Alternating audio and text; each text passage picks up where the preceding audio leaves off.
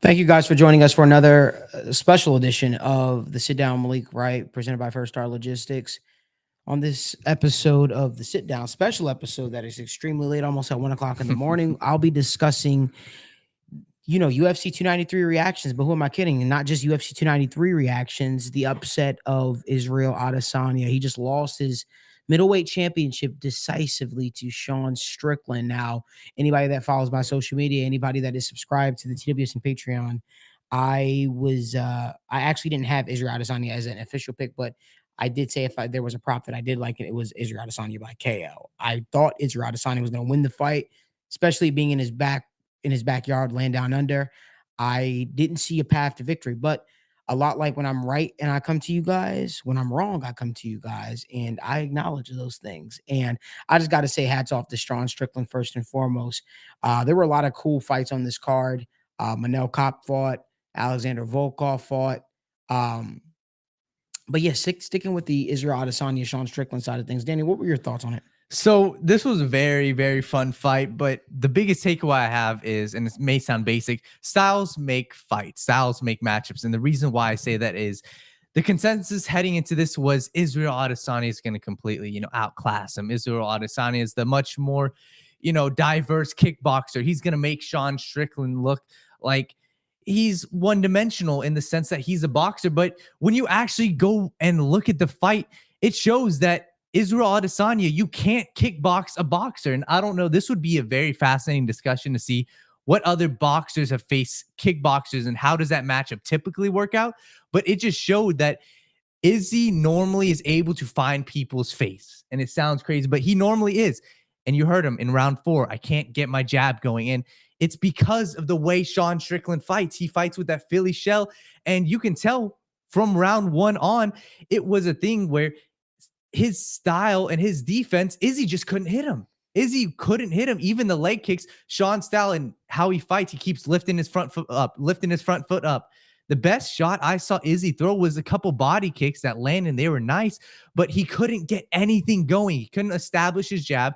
And when he tried going with his 1-2, that he knocked out Pereira with, his 1-2, his right hand would bounce off of, Sean's shoulder. So it shows that Sean's style just presents a very difficult matchup for Izzy. Also, the other thing I want to point out is when you look at this, how this fight played out, it was 25 minutes of Sean backing Izzy up. And Izzy isn't used to that. Izzy's used to, moving around, sticking, jabbing, but also being able to stand in a pocket and fight with someone. And you can't stand in a pocket and fight with Sean Strickland, who's got a much better jab and a much better 1-2. So that was, what I was surprised with. Another thing, Izzy, we talked about this, Malik. Izzy's chin might not be great. He was, I'm not going to say barely getting touched, but it was 1-2. It was a stiff jab. And it's the same thing we saw with the Pereira fight. Anytime Pereira landed on the face, Izzy's face, boom, stuns him. Izzy, what makes him special is his movement, not being able to get hit, but him leaning back and Strickland still being able to hit him. Man, it was just a beautiful thing to watch because you can tell at the end of the fight, Izzy knew too. This was wraps and he just has to go back and figure something out. But the style makes it difficult. So I went long-winded, but no. Everything you were saying was great. First and foremost, let me just say this is great for the UFC middleweight division. It's good to see change of pace. It's good to see fresh blood. And there are a couple people taking victory laps right now on social media because they decided to bet the Sean Strickland side of things. Let me just explain, people. The logical side of things was the Israel Adesanya side before, obviously, us seeing the fight take place. Of course, I do think that we all overlooked Sean Strickland here. That's evident in his upset victory. But there's a reason why the sportsbook had it what they had it, right? There's a reason why Israel Adesanya was as favored as he was going into that. But let's talk about it. There are a lot of people taking victory laps. Now, I could have taken victory laps when I had said just because Duplessis was going to beat Robert Whitaker. I could have took victory laps when I said Sean O'Malley was going to beat Aljamain Sterling when everybody wrote him off, and so on and so forth. There's been several instances. That's the world of MMA. That's the sport that we're in. But I want to talk a little bit further about the analysis behind everything, because just so people don't think that we're just like throwing sticks You look at a guy like Sean Strickland. His last time we saw him take on a guy with a kickboxing style was Alex Pereira, and we saw him. He has the high, heavy boxing stance, right? But what happens is if you jab to the leg, you jab to the leg, and then you start going to the body. Sean Strickland starts bringing his hands down, that Philly shell or that Mayweather shell, some people call it. What they start doing, um, he starts blocking those kicks with his hands, and he starts bringing his hands down. Those were the openings that we saw in the Alex Pereira fight, right? And Alex Pereira was able to catch him on the chin. But one thing we didn't discount is Alex Pereira has abnormal power. He has abnormal power at the middleweight division, meaning if he lands a left hook, on the chin of on any fighter, but on Sean Strickland, he's more likely to go out. Where Israel Adesanya, he does have knockout power, but that's not what he's known for. He's known for more so of a volume striker and being able to put his shots together and wear on his opponent over time.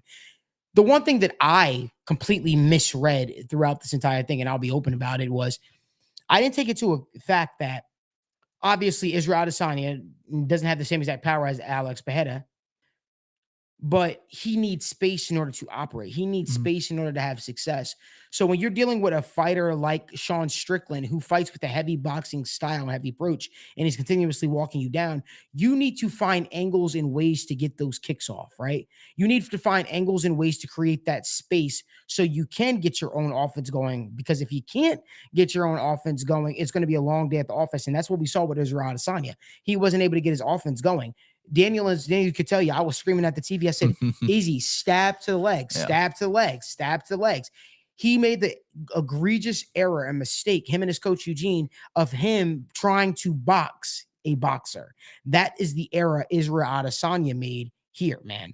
This is the issue that he made here. He tried to box a boxer, and that was never going to work. We've never said Israel Adesanya was a great boxer. We've always said Israel Adesanya was a great kickboxer. That's what he's known for, right? But the key to victory for Israel Adesanya, I thought he would have had a better game plan going in. I thought the way to beat a guy like Sean Strickland was to stab at the legs, take the legs from up under him, basically blow the tires out, and then have more of a stationary target standing at you. I don't know what the hell this game plan was. That's what I was going to ask. What, because trying to re-envision the first round, Sean was dictating the first round. I don't know what could the game plan have been? Just stick and move, and hopefully. I think the game plan was to move side by side and make Sean Strickland chase him. And then once Sean Strickland chase him, it seemed like he was throwing up the question mark kick a lot. Right. And then he was trying to land that same exact right hand that he landed on Alex Pereira, not realizing Alex Pereira's defense is very much more open than a Sean Strickland. Sean Strickland stands with the Philly shell. Alex Pereira stands like this with his hands up. So when you look at what Sean Strickland was able to do tonight, I think in partly Sean Strickland had a phenomenal game plan, and that's the way he fights. Walk you down, work you, and then it goes from there. But the path of least resistance for an Israel Adesanya would have been to stab at the legs, move side to side, create the space. Once you get Sean Strickland's legs heavy and moving, that lactic acid building up, so to speak, then you get a more stationary target. Then you can start throwing those question mark kicks. But he didn't do that there. And I'm just a little shocked because Israel Adesanya usually has a better game plan than that, man. I don't know what's going on. I don't know if it was, listen, but we're not going to do that. We're not going to be the people that are going to take the victory away from Sean Strickland. Sean Strickland had a phenomenal fight. And shame on us for not rating that, right? If Izzy's not able to create that pressure, create that space, Sean Strickland's going to walk him down like a dog. And that's what he did tonight. Yeah. Like going back and thinking about it, okay, like the game plan, there's probably questions, okay, what actually was his game plan? But just looking at it, I think Izzy's never been in a fight where I want to see what this percentage is, but he only connected on 22 of 150 shots to the head. I doubt there was another fight that Izzy's ever had where that's probably less than 10% of his strikes to his head he connected on. And I'll be honest, like, once again, you can probably attest to this more. I've never really been in a true fight, but you have with me. Yeah, with you. We've definitely sparred. If you go for, let's say 3-4 rounds and you're throwing and you just don't land cleanly on someone's head, it's going off his shoulder, it's hitting his arms, it probably takes a toll on you. And I think that's what we saw in round 5. Izzy was truly confused, and truly, I think he might have just accepted defeat, and It's definitely demoralizing when you have a guy walking you down completely for an entire fight. You know what? The best way I could talk about it. What's the fighter that fought Caleb Plant recently? Joseph Benavidez or David Benavidez? David Benavidez. He is not like the most technical boxer, but he's just brute. He walks forward, you hit him or whatever, and then he's banking on the fact that you're going to slow down, and then those same shots that he's throwing at you are going to hurt you later as the fight goes. Sean Strickland is a volume striker. We could go look at Sean Strickland's last fight against Magomed, the last dude he fought, and how he was able to just absolutely take this dude to the woodshed.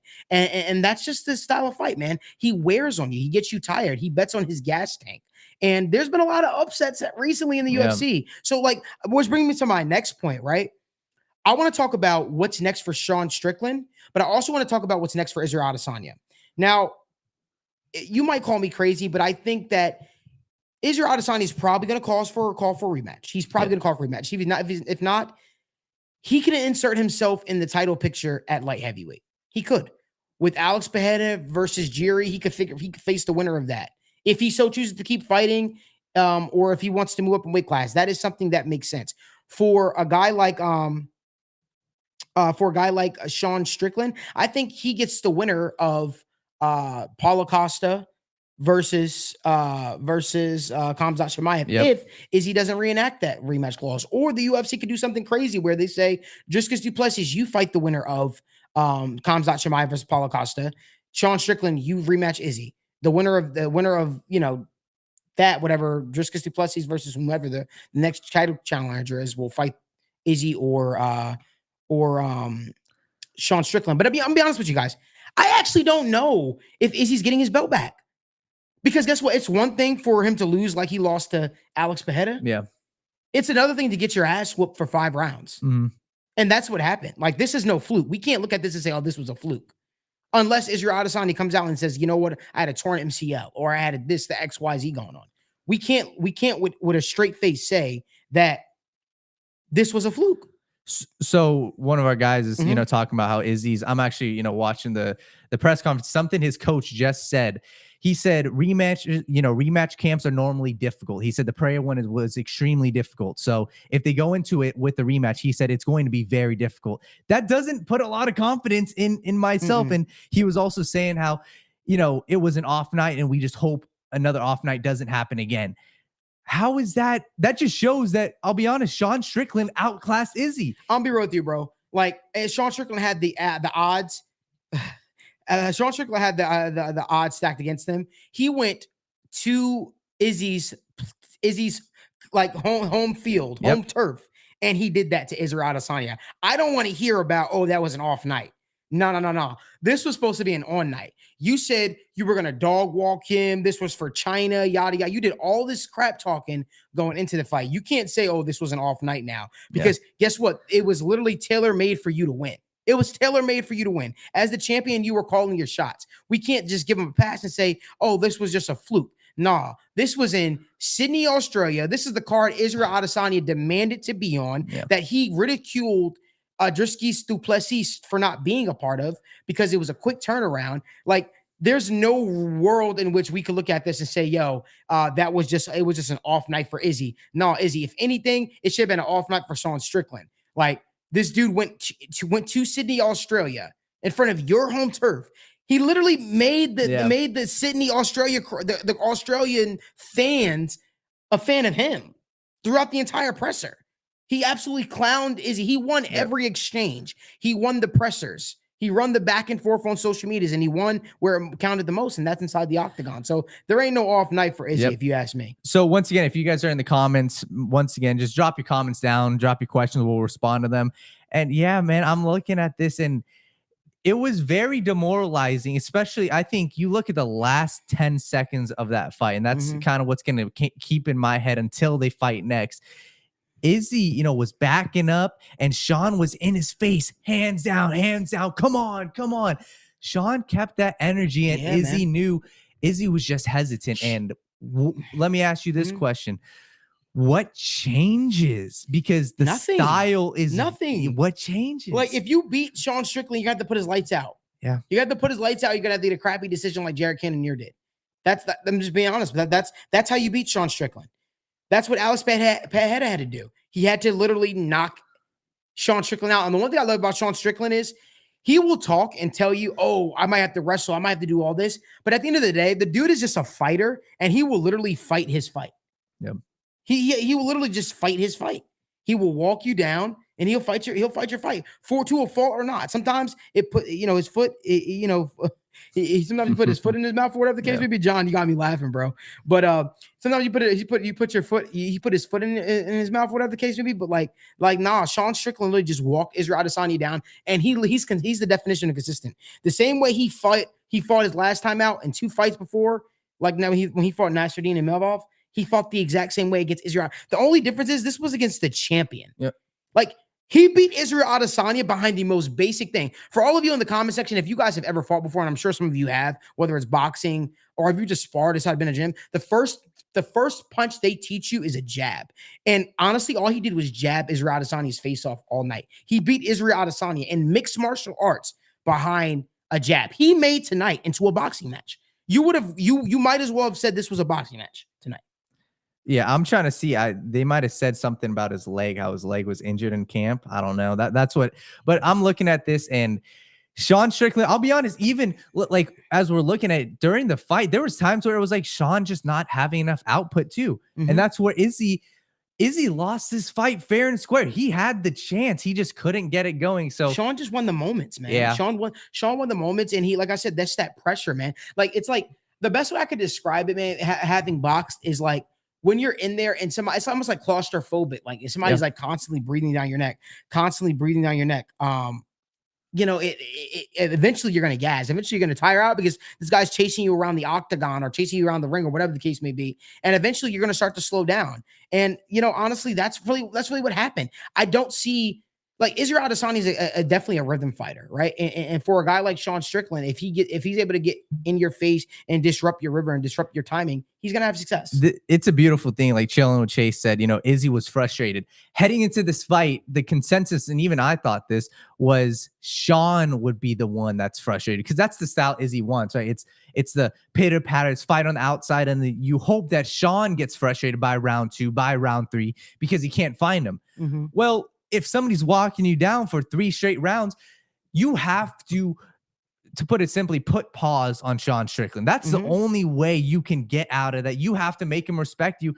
And I'm not going to say Sean respected, and this may sound crazy, but Sean respected his skills more before the fight than during the fight. Yeah. Because before the fight, Sean was honest. He said that, I'm going to have broken nose, broken arm, broken face, blah, blah, blah.